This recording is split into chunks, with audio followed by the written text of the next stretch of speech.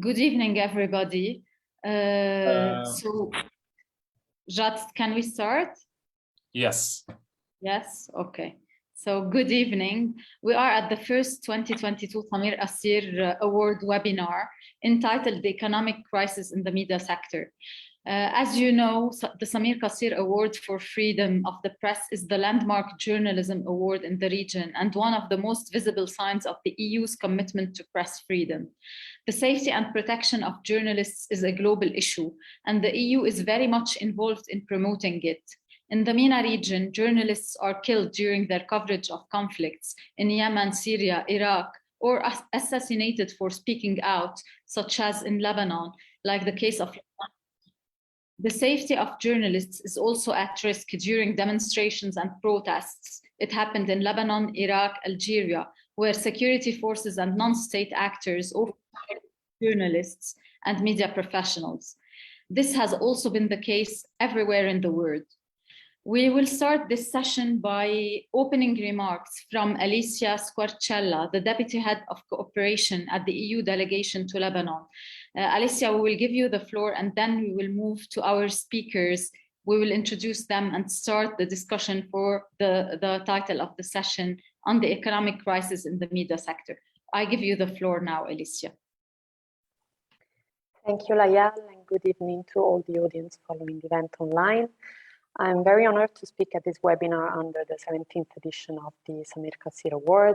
Indeed, as Layal said, this is a very concrete sign of the EU's engagement and commitment to press freedom. So the theme of the webinar today is indeed the economic crisis in the media sector, which is not so much about how the economic crisis is depicted in the media, but actually the crisis that the media sector is going through.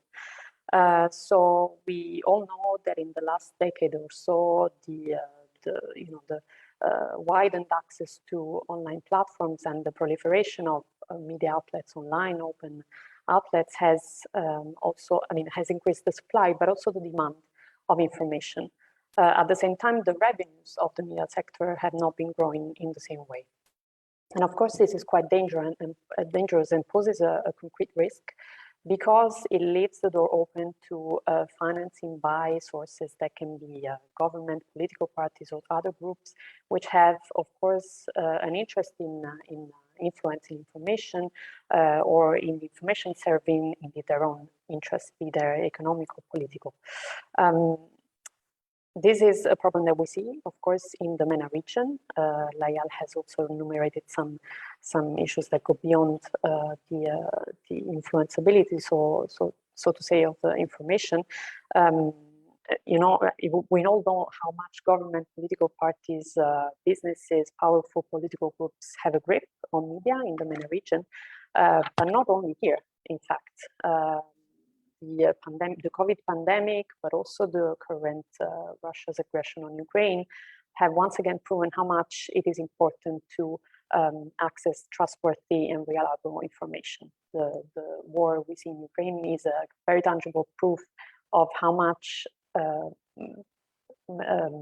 meddling with and manipulating information can have an impact on people's behavior and end up even making people support a war that is completely unjust. So the question is, how can the media sector preserve its independence and also recover from economic crisis and the impact of the COVID pandemic and keep up with the digital age in such a context? So this is what we're going to hear about from our speakers today. Something that is definitely worth exploring is the business models or funding sources that have been tapped into so far, but can be further explored, such as maybe donor funding that tends to be politically independent, but also advertisement, but also subscription, community ownership, and so on and so forth. So before I leave the floor back to Layal and to the speakers today, I would just end on a note and highlight how much indeed the EU is committed in helping the media sector go through this storm, this crisis, and how much we think it's important to protect the independence and the pluralism of the media, of the press sector, not only for its own sake, but indeed because it's necessary to keep democracy alive. Thank you so much. Thank you, Alicia. Thank you for this opening remark. You shed light really on the main challenge that media are facing, and also you initiated the conversation about possible business models related to donors funding or subscriptions or community contributions. We will talk about all these topics and explore more solutions for the challenges that media are facing currently. Before introducing our speakers, so the title of this session is around the economic crisis in the media sector, a challenge that is not impeding independent media makers from launching new projects, new media projects, or for existing independent media to seek innovative methods to be able to sustain. With the many conflicts that the MENA region is facing and the decline of the economic situation and its impact on the media themselves, we are witnessing the emergence of independent alternative media platforms that are mostly needed to counter the existing capture narrative of most of the traditional media. However, these courageous media makers and journalists are facing major challenges related to viability and sustainability. From their side, international media development organizations are as well doing their best to rethink media viability and sustainability, providing exchange and knowledge sharing platforms to find solutions and build best practices and trends, especially coping with the digital transformation and technology. Our speakers today will be building on their best practices to try to find solutions that fit our region. We have with us Mark Saikali. Mark is a French journalist from Lebanese origin. He has been the director of France 24 and currently the director of Ici Beirut, a new media project in Lebanon in French.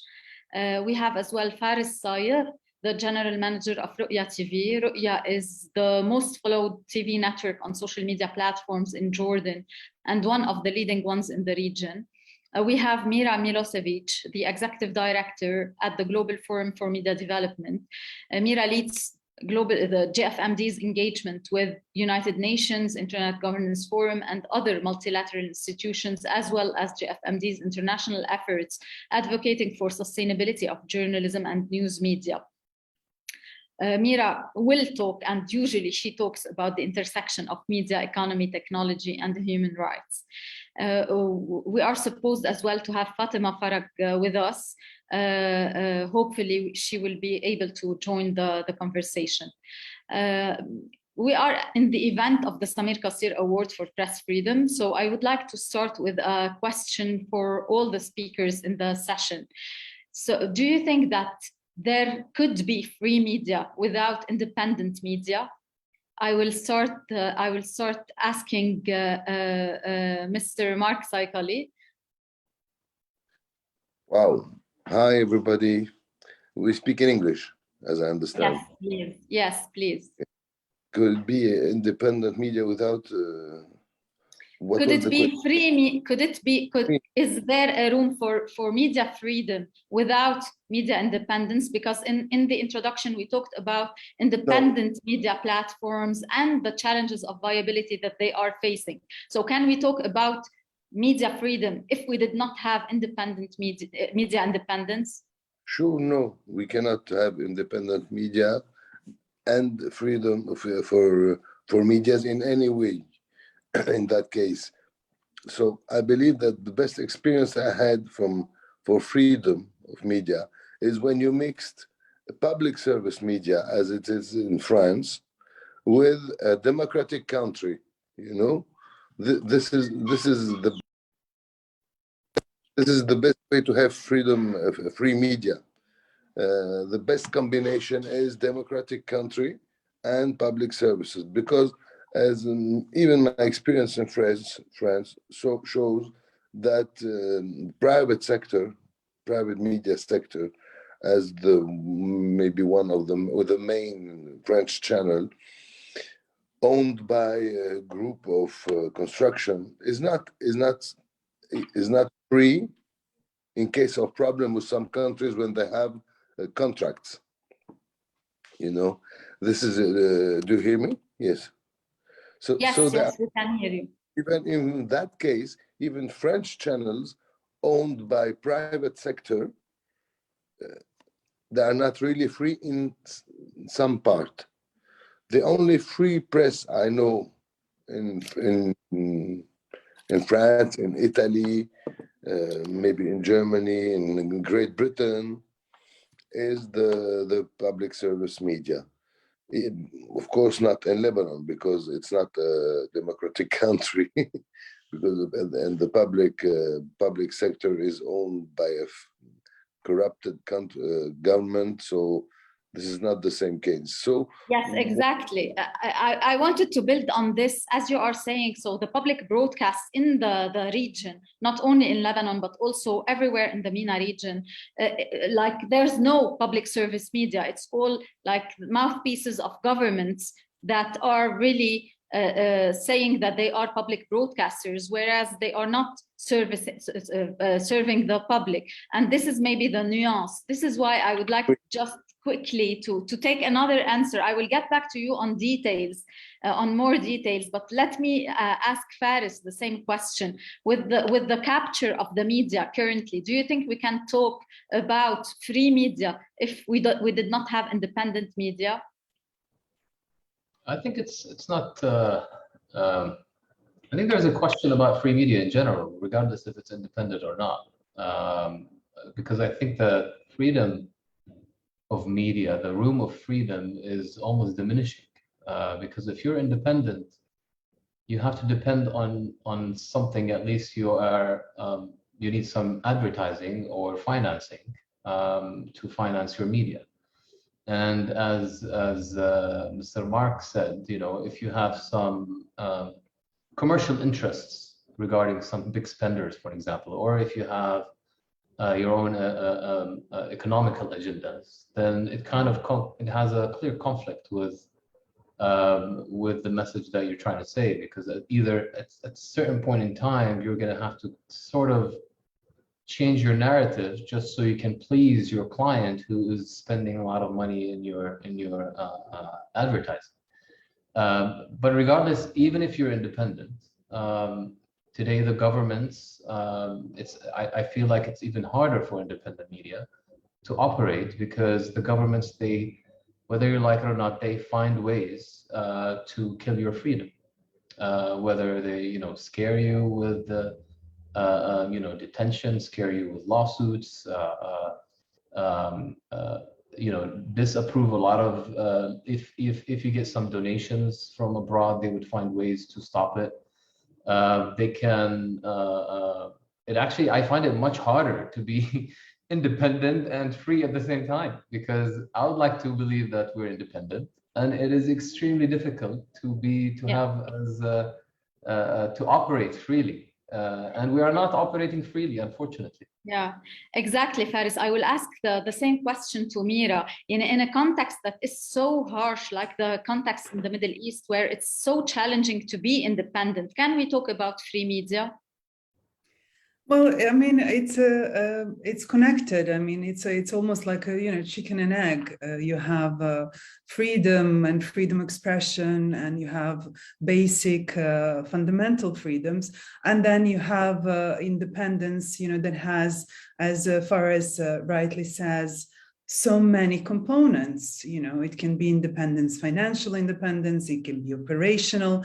Are you independent from platforms if they're your distribution mechanism, or are you independent from other economic and private stakeholders that influence your daily operations? Labor market, education, everything. So it's really, really interconnected. And example of countries that have multiple problems like political, economic, technological, influence that independence for sure, and that in turn influences in general freedom of media and freedom of expression in the country. So I would say that one kind of conditions the other, and the other way around.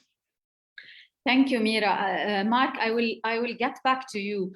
You have launched ICI Beirut, a very promising mission that you have based on the promotion of values of freedom, human rights, diversity, good governance, accountability, and also you are promising to disseminate a message of hope for another Lebanon. Also, you've like created an innovative model of having editorial committee, but also you have orientation and analysis committee and another committee for ethics, academic cultural committee, and a development and perspectives committee. I would like to ask you whether you come up with the same innovation model for your business model. How are you thinking, like being so promising while how are you thinking about your viability and your financial sustainability? What is the model that you are adopting? Lebanon is a special case because it's a desperate case.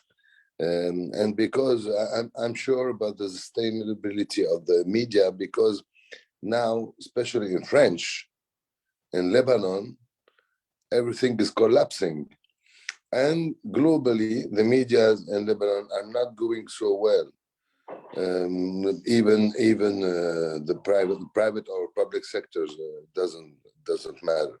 We think that with this editorial and strategic committee, we can bring donations, small donations from a lot of people.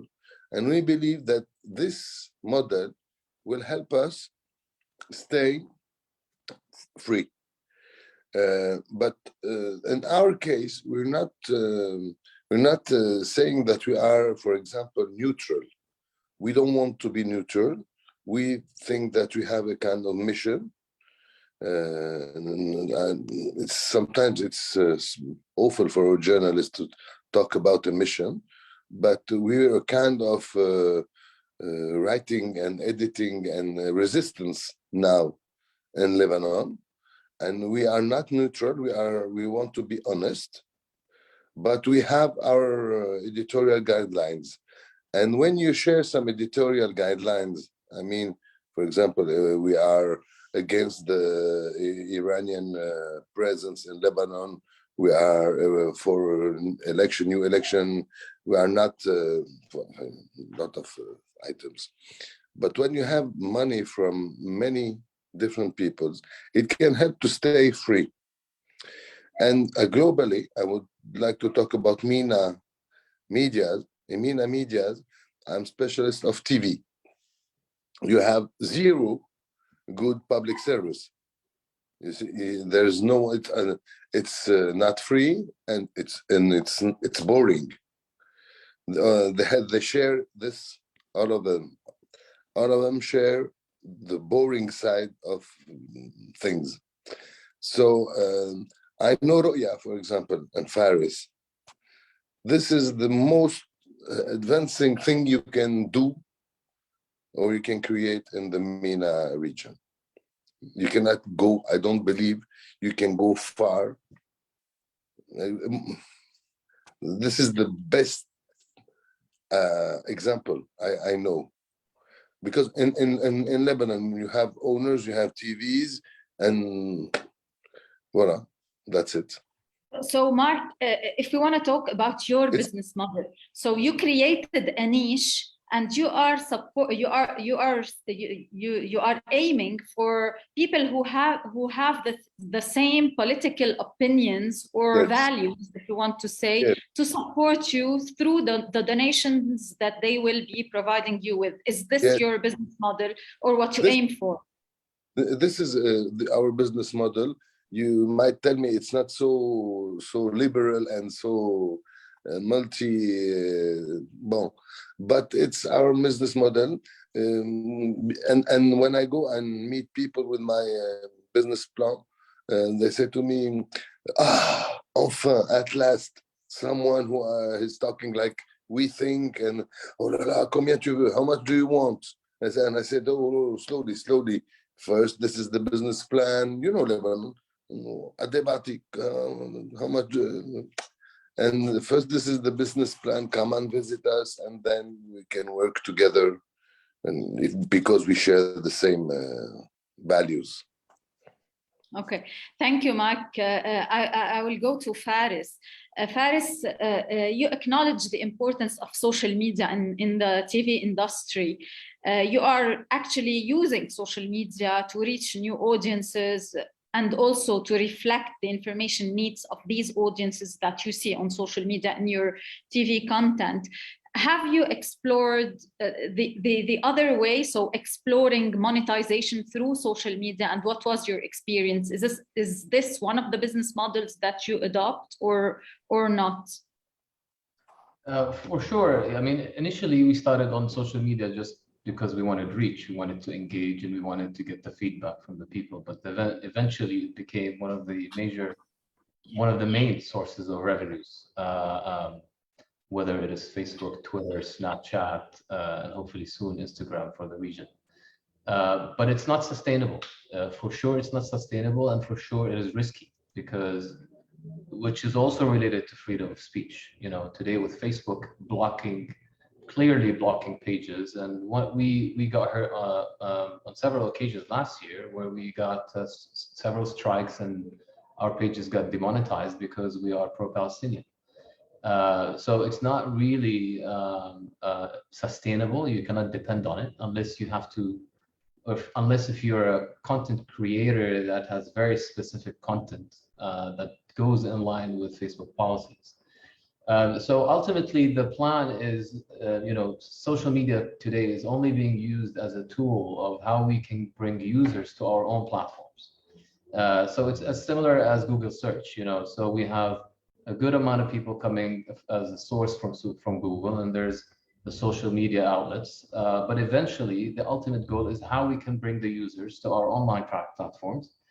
And we had to create online platforms, whether it's apps, websites, so it can replace or kind of, complete the experience for our users, where you don't want to watch linear TV anymore. Yeah, you can come and read the news on our news websites, watch the kids' content on our kids' app, or the VOD, or the food, and so on. So, but ultimately, the whole process only works if you're producing your own content. So you have to have your own content, and then you have to distribute it as wide as possible across many platforms as possible, so you can monetize and have the highest efficiency per dollar that you spend. And clearly, it is working pretty well. The growth online, it's been 4 years in a row, over 100 and 200% increase in revenue. So, and we expect by probably 2025, the online revenues will surpass the TV revenues.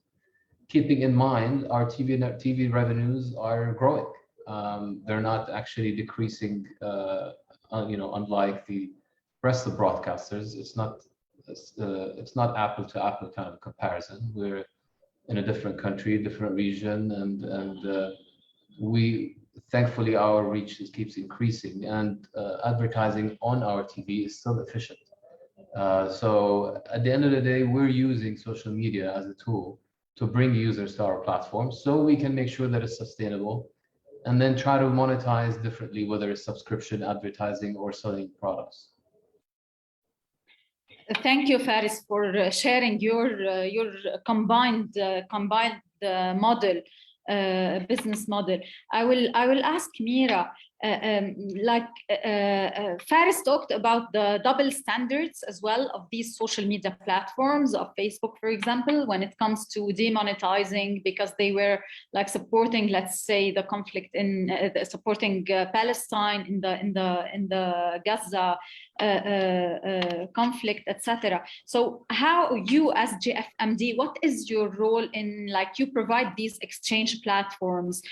How do you see with the advertising that has shifted to social media? What are you doing in this regard with social media companies to place their maybe social responsibility role in supporting independent media?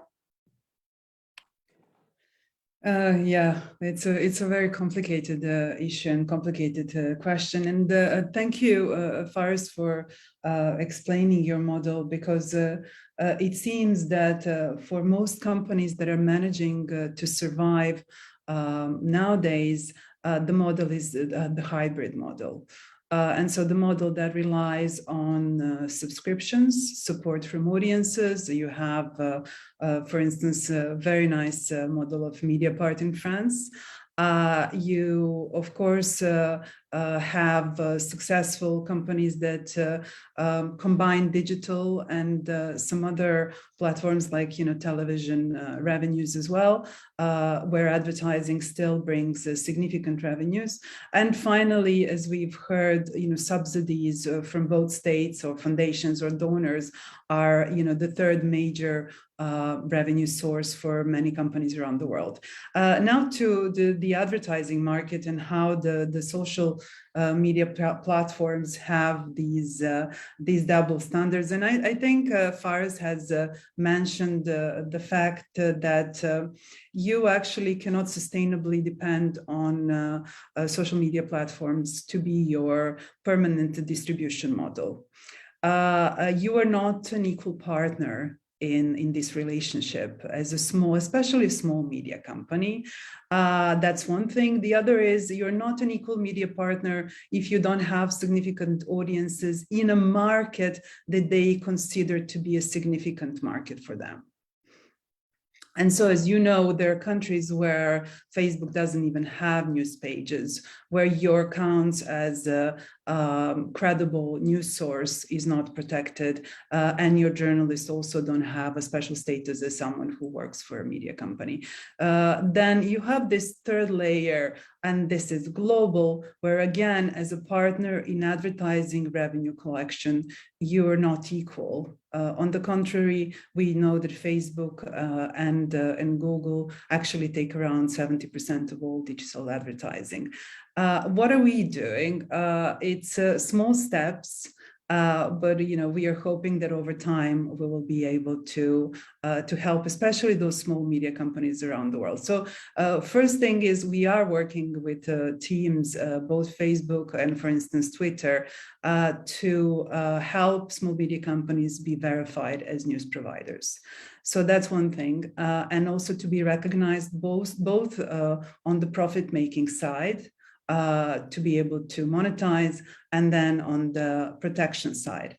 Finally, the content moderation policies, as far as he said, are not equal and not consistent in different parts of the world.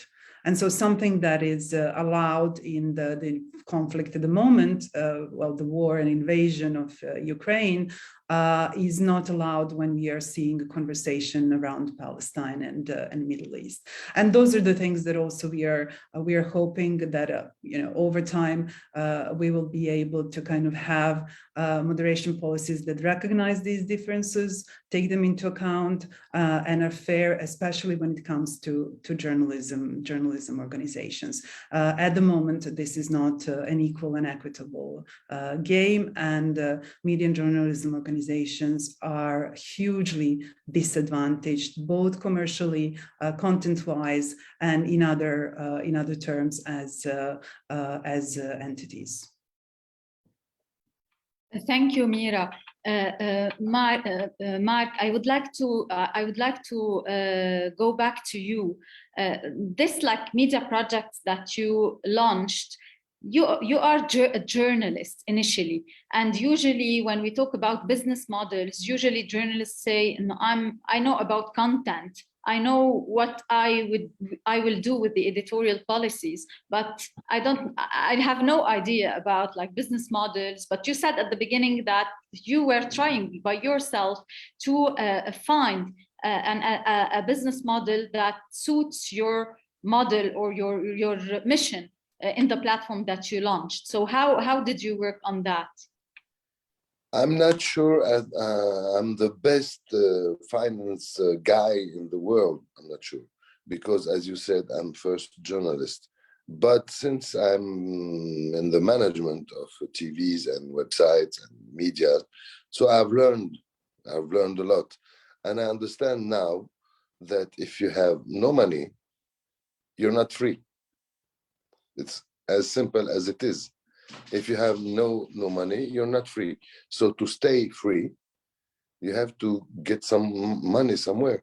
The business model of the BBC for me is the best one in the world, but it works because they have money. Because if you're a poor media and you're free, nobody cares. Nobody cares because you can reach nobody. And we can try, as Faris said, today in our world, every guy is a media, because if you have a smartphone, it's okay. You can be a media. You can make your videos, you can make your pictures, you can make your sounds, and you can go on the social media. But our job, some medias, is to explain to people that watch out, this is good fake news, this is not true, this is old news. As we see in the Ukraine conflict now, where is the freedom, where's the truth, I'm afraid one day we will be surprised by some new information. But now, who is free, who is not free, who is on the right side, who is not on the right side?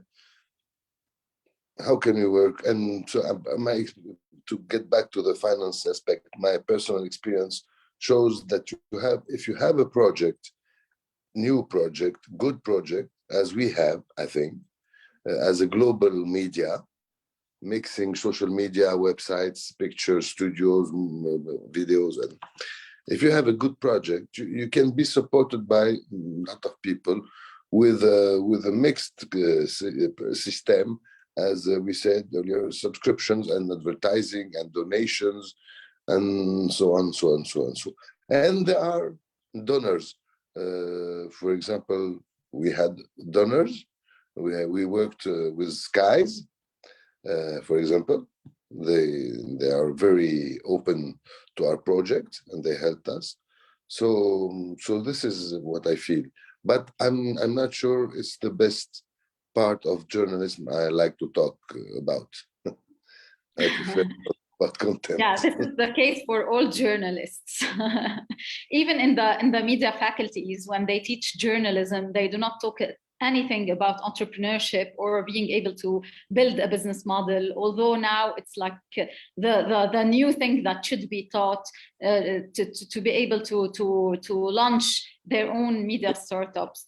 Because Faris, sorry, Mark. Because we are journalists, and between us, journalists, we don't know anything else. If we were very clever, we would be doctors, engineers, journalists. We're not even writers. We're just journalists. Faris, I will go back to you. So when you adopted this hybrid business model, how did you, since we are talking about competencies of journalists and whether they can be like entrepreneurs, how were you able to implement this hybrid business model that you've been applying successfully with not only journalists? So your team is formed by journalists, engineers. Can you tell us a bit more what is needed from a human resources perspective to be able to combine expertise to be able to implement such kind of model? Yeah, I think we're still trying to make it. This hybrid model, it's working, it's great, but I think it's an ongoing struggle of how well can we do it. And I think what you asked, to be specific, today you can get a journalist, but without technical know-how. So most of the graduates and the experienced journalists, they know how to write an article, they probably know how to do a TV report, but they don't know how to package it for specific platforms. A lot of them don't understand what is SEO. A lot of them don't understand the technical know-how. So I think this is the hardest part actually today, is you can find great technical expertise and talents with zero media and journalism, and the same thing on the other side of the spectrum. So I think that was the hardest part, and I hope that we're able to unlock it and be successful at it, is how to combine both and teach the technical team more about journalism and vice versa. And it's only getting harder because the online landscape keeps changing, and the user consumption and behavior is changing. all of a sudden people are jumping from Facebook to TikTok. We go to TikTok, and then now we notice that the young generation are actually leaving TikTok again. They're moving back to Instagram. You know, it's just so fascinating. And we're seeing that from young kids, you know. They told us to go to TikTok, and then now we follow them to TikTok, and then now they're like, you know what, we're bored. We're bored of this silly content that we keep creating over and over again. So it is quite hard, and definitely it's challenging in terms of finding the right talents. And because what we're doing, like many others, I would like to say, in around the world, but definitely not in the region, it's not. We're learning. You know, this is we're just finding new things and learning new things and coming up with new job descriptions that was never written before. And we're asking people to do things differently that they never thought they could do it. But you know, Mark, I have to disagree. Journalists are heroes. You know, they've a lot of them they've done much more than doctors. No offense to doctors, of course, but and we're noticing that. You know, just to be able to tweak your knowledge and do something new. I think this is fascinating, and to do it with, you know, being brave and go down the street and broadcast on Facebook, and then 5 minutes later you ask him to broadcast on Instagram, and then tell him to hold the mic for TV. The journalist became a machine, and it's quite hectic. I feel bad for them, especially because they're the ones in the field. And hopefully we'll be able to evolve as the technology evolves as well. Thank you, Faris. Mira, I want to ask you, like Faris was saying, we are all experimenting, like creating new job descriptions that have never been there before, while maybe people are not really formed that way or equipped to do these jobs. So this like innovation that is needed is only applicable for like big media institutions who can invest in innovation, actually, in technology, in like human resources, etc. But what about the small media platforms that are being launched and emerging, especially in the MENA region? This is the case where we need this counter narrative the most, because most of mainstream and traditional media are captured and are more affiliated with politicians or businessmen, etc. And like we need this alternative voice, but these are small media platforms that cannot invest really in technology or in innovation or in experiments. So what is the situation here? Well, I mean, Layal, you know that much better than I do. You and your hub is working with these both digital natives and also small organizations that are providing communities with the information that sometimes is life-saving. And you know that they're struggling because, as you say, the resources that are available to them are very, very few. And I agree with Mark that, you know, journalists are traditionally really bad with numbers. But at the same time, for those small startups that are addressing, you know, niche audiences and communities, they're all, you know, Leonardos and, you know, super people who are at the same time, you know, doing storytelling, who are looking at, you know, setting the agenda for good life of their communities. They're looking to, you know, counter and investigate what politicians and different powerful people are doing. So they're brave in that respect. They're reporting on, you know, conflictual situations, especially in the region. You know, you are always risking to be on the wrong side of someone. So I think that those people who manage to establish a small media company today and do really good investigative or accountability journalism are true heroes. I mean, we have on one side, you know, politically captured information systems, or, you know, commercially or, you know, big capital captured, or powerful, criminals, organized crime captured a lot of our information spaces. And, public media and journalism should be public good, should be a utility like water. For us to have good quality lives, this is something that should be available to everyone. And unfortunately, at the moment, and we are seeing, we are in true information war. So for those small people, again, I think that they're, true heroes to be able to bring good information to their communities. Thank you, Mira. I will go back to Mark. So don't call me Mark anymore. Don't call me Mark anymore. Call me the hero of the day. And I will show you my press card. Yeah, so the hero of the day. How if I want to ask you about like where Mira was talking now about like the need of investigative journalism that is leading to accountability, and this is where the lack is in countries that are facing this capture.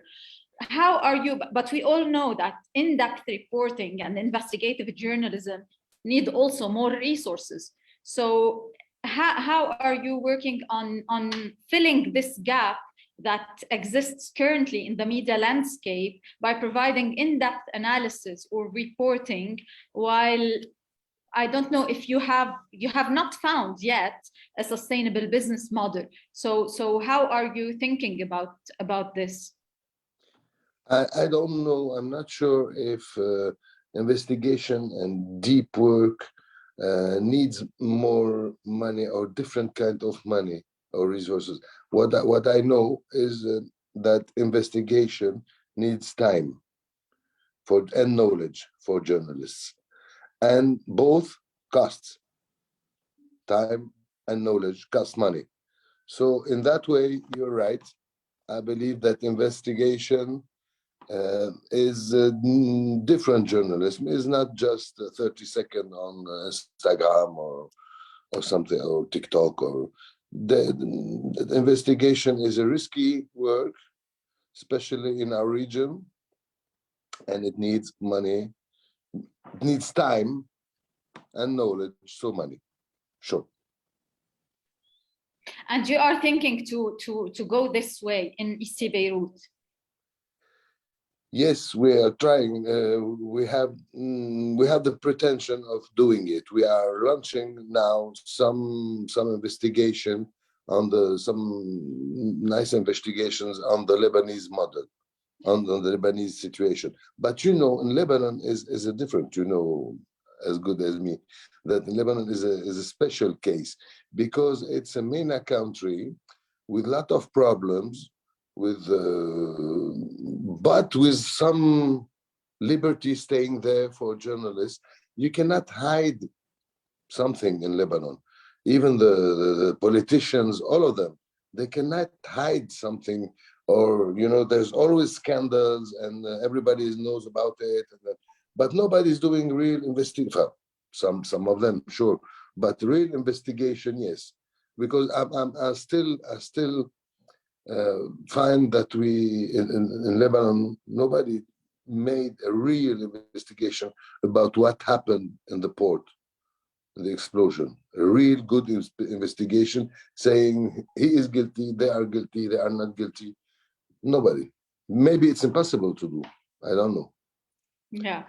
I will ask Faris about this, information gaps, if you want. You said you use social media to reflect the information needs of your audiences. What do you feel exactly these needs are, and how much are there, or is there a space in our countries in the MENA region to go to cross certain lines, if you want to say, when we talk about accountability, good governance, investigative journalism? I hope I understood your question correctly. In terms of social media, I think the feedback from social media in the past was more honest and it was more transparent, and we used to be able to make decisions upon that. Once social media has become a mainstream where it's accessible for everyone, it actually becomes harder to get feedback for the reason that, you know, any content can be good content. So if you publish garbage content, you're going to find thousands of people like it. And if you're going to, your decision is going to be based on those 1,000 people, then that's the wrong decision, because there are hundreds of thousands that possibly don't think the same way, but they're not responding or they're not engaging. So I don't think social media anymore is the place to get the right feedback. You do get a feedback, but then you have to do proper research to be able to understand if what you're doing is correct, or if the message is understood, or if this is actually a real interest that represents the population.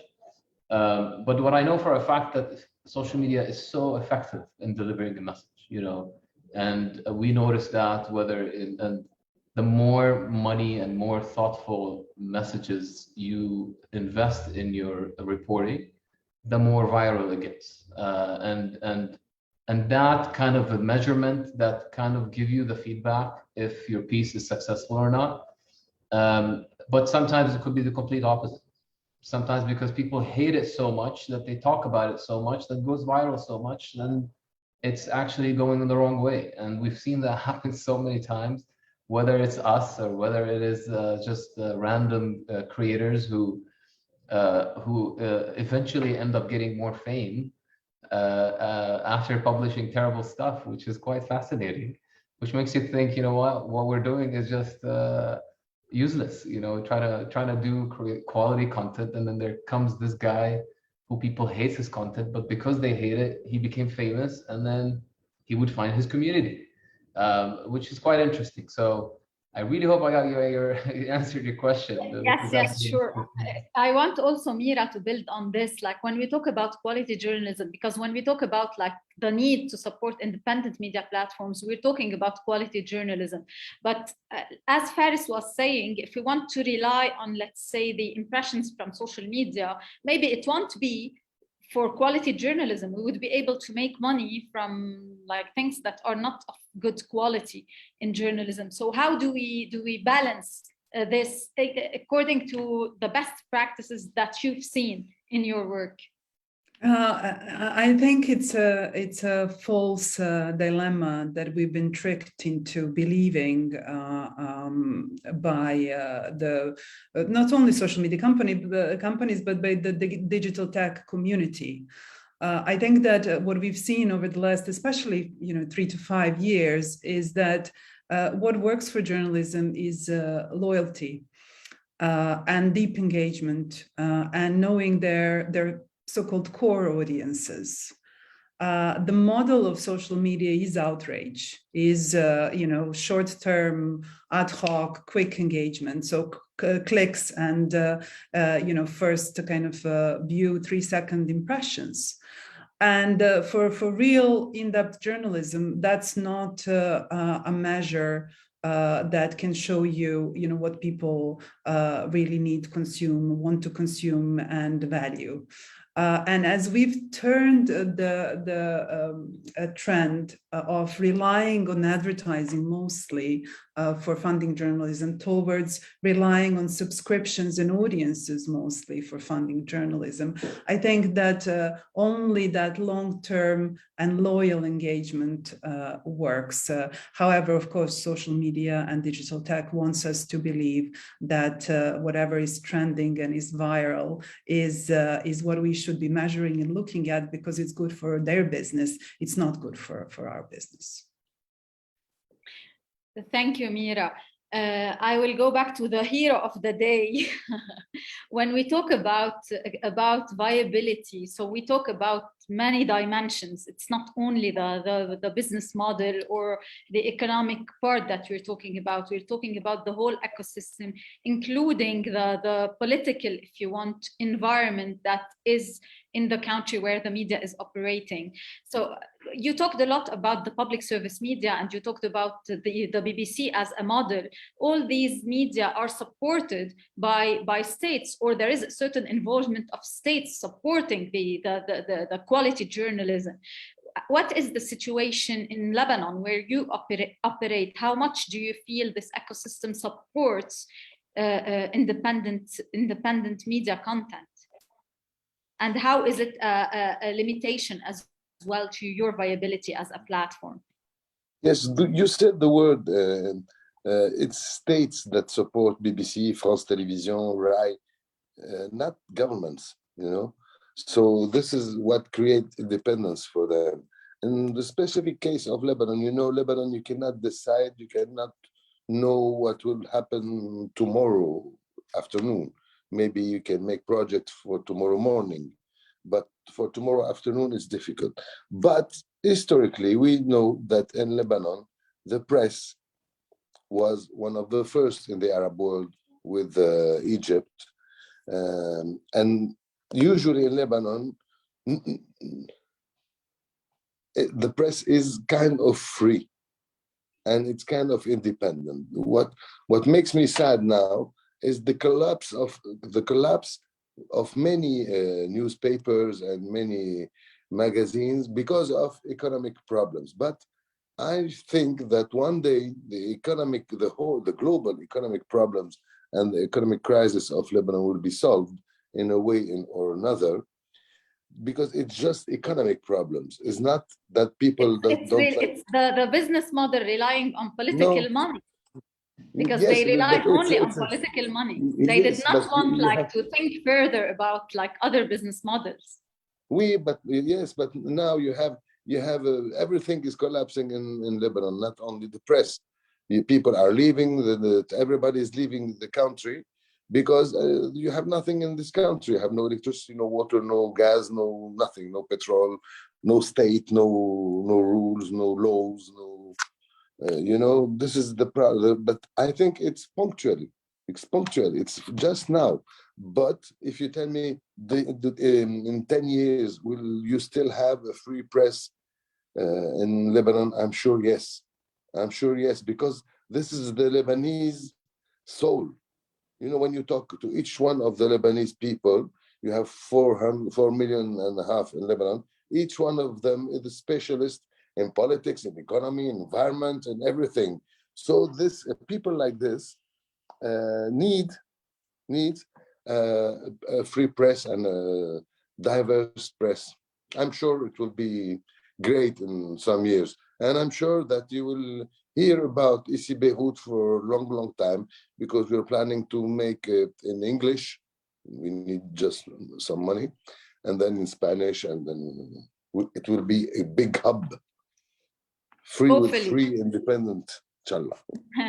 This is the hope for a new or another Lebanon that you are aiming for.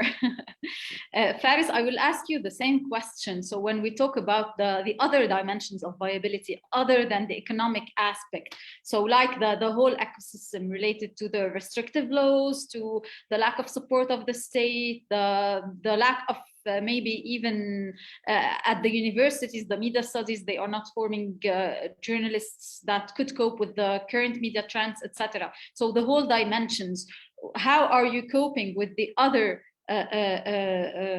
restrictions that exist in the ecosystem?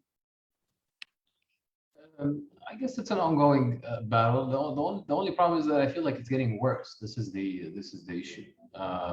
You know, like you said, the ecosystem, there is no proper ecosystem. The fresh graduates are barely qualified to even write an Arabic sentence, yet alone to be a journalist. So we have the education outcome is probably one of the lowest we've seen in decades, probably. As far as we can recall, currently anyone who gets employed, the first thing we do is an Arabic test. To that extent, the quality of graduates is so low.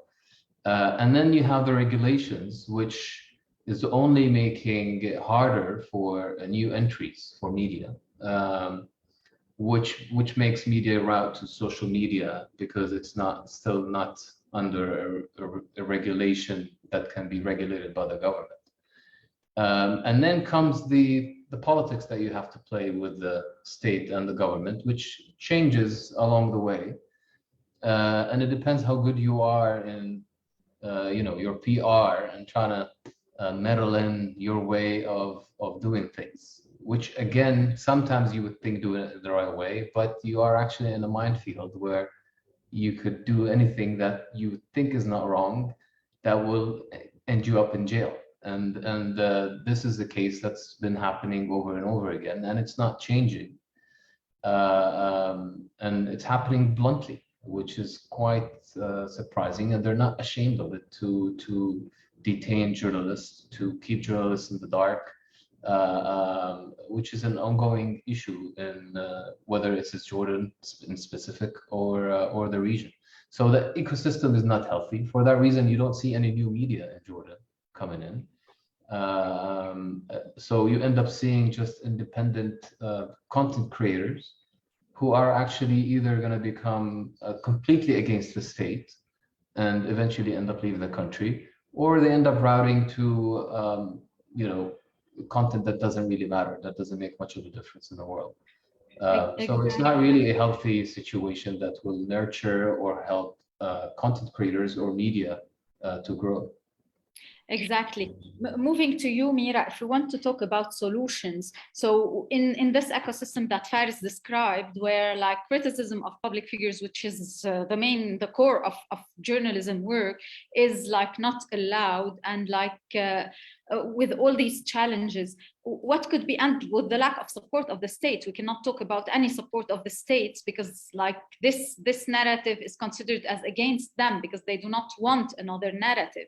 So what could be the solution, and what role can play the donors and the media development communities around the world to support independent media in the MENA region? I wish there was a solution, and everyone is looking for one. I think that it will be hundreds and hundreds of small solutions if we are lucky. I agree with Faris that the situation is in many countries getting worse. We have some very good reports that show that we are sliding, towards autocracy in many countries that we thought were, stable democracies, and we're sliding towards dictatorship in many countries that we thought were, something you would call mild autocracies, and this all starts with pressure on journalism and media. And so when, those politicians that try to capture media for their own purposes think, I'll kind of arrest just these journalists to make a point, or I'll capture this part of the media scene to try to win the next elections, it keeps sliding down and down, and then it ends up with politicians and people in power not being accountable for their actions at all, and them being accountable only to some other power sources, not their citizens. And then we have the blast in Beirut, and of course the ultimate worst case scenario is what is happening in Ukraine right now. I think that it's the moment right now to go back to those basic fundamental rights and basic role of journalism, because as far as is saying, content creators that are emerging, some of them will be good information providers, but will not be that pillar of democratic societies that, proper professional journalists with ethical standards and understanding, what transparency is and what trust is and how to build it is.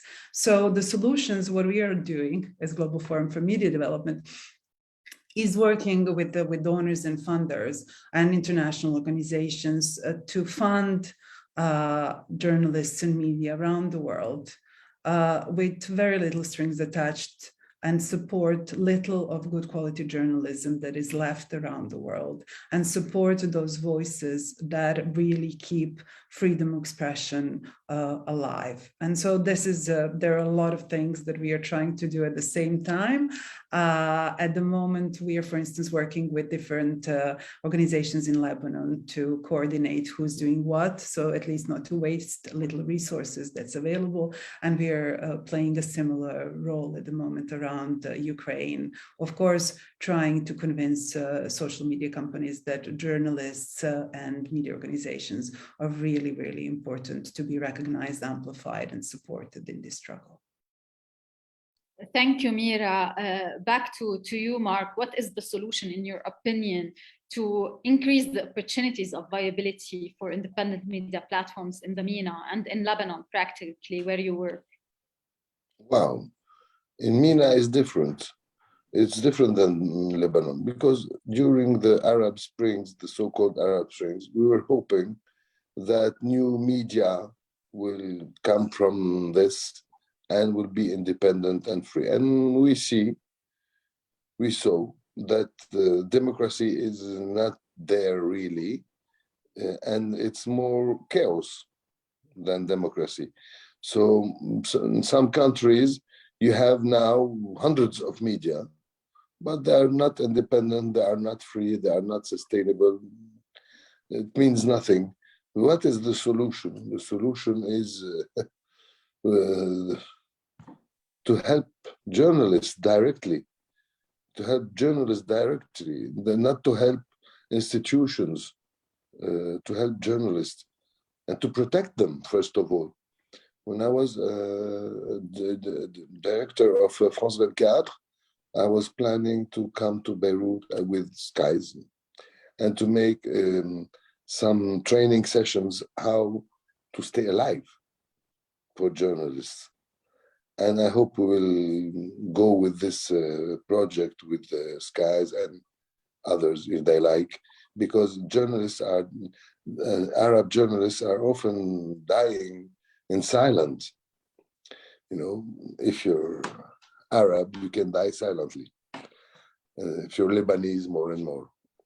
I don't see solution. The only solution I see is to help people. Well, when and hope, where is the hope that you are preaching about in all the session? لا بلا solution. No solution. لا, except helping journalists, not only institution, big medias, because we never know where the money goes. Training is the solution. Training is a part of the solution. Thank you, Mark. Faris, to you, the solution for you to support independent quality journalism in the MENA. إذا عندك solution, Faris, جرسنا.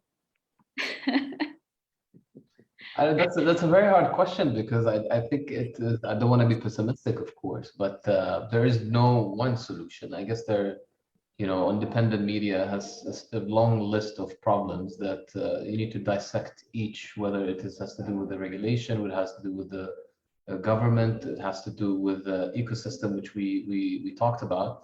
But I think ultimately the solution would be decentralization. And how we're seeing now on social media, content creators are creating terrible stuff, or let's not say terrible, rather than meaningless, that just for entertainment, for an example. How can there be a platform that supports journalists who can monetize directly? I mean, we're seeing that on YouTube. There are a lot of content creators, we're seeing that in the West, where they leave the media institutions. I'm following a specific guy who used to work at Vox, and he used to do great reports, and then he did his own channel. But that was so hard to build that audience because it's not a news-based platform.